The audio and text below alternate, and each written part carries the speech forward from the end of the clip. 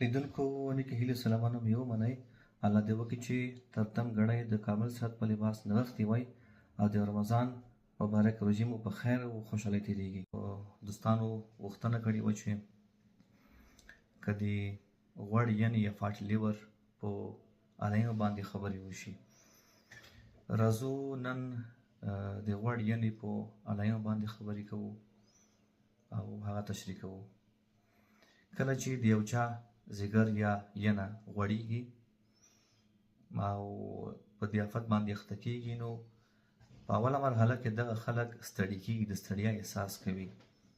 معمولا دغه خلک چاغ وي، یعنې په دې معنی چې وزن زیات وي او د فزیکي فعالیت د نه اجرا له امله د دوی په بدن کې ټرایګلیسراید په نوم غوړ دی، هغه جمع کېږي په ینه کې او ینه غوړېږي، ځیګر غوړېږي. په پایله کې دغه کسان کله چې دغه پروسه همداسې دوامداره کېږي، ناروغ ستړی کېږي، د ستړیا احساس کوي.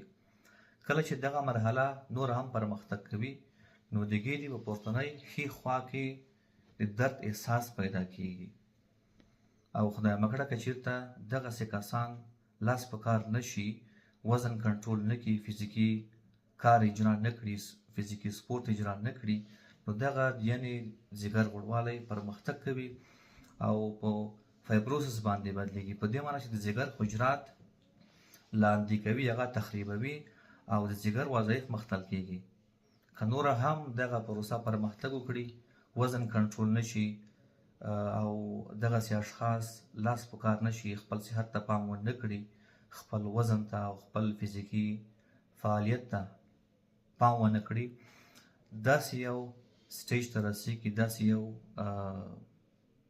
مرحلې ته رسېږي چې ځیګر خپله دنده بیخي له لاسه ورکوي او دغه مرحله د سیروسس په نوم سره یادېږي، چې په دې وخت کې بیا د مریض لاسونه او پښې پړسېږي، خېټه کې اوبه پیدا کېږي او د مریض په زړه کې په سږو کې هم اوبه پیدا کېږي، ناروغ نفس تنګي پیدا کوي، ځیګر یې خرابېږي، سترګې یې زیړېږي، پوستکی یې زیړېږي، مریض استفراغات کوي، مریض دلبدي لري او بې اشتها وي. او همدغسې پیښه په هغه کسانو کې چې تور سپین زیړی لري هم پیښیږي.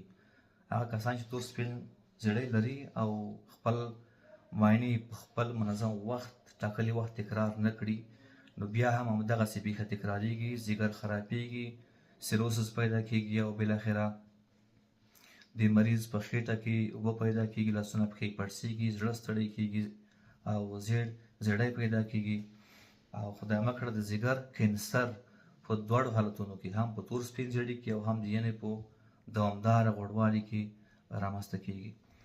نو دا هغه نښې وي چې په دې کسانو کې چې ځیګر یې غوړ وي پیدا کېږي.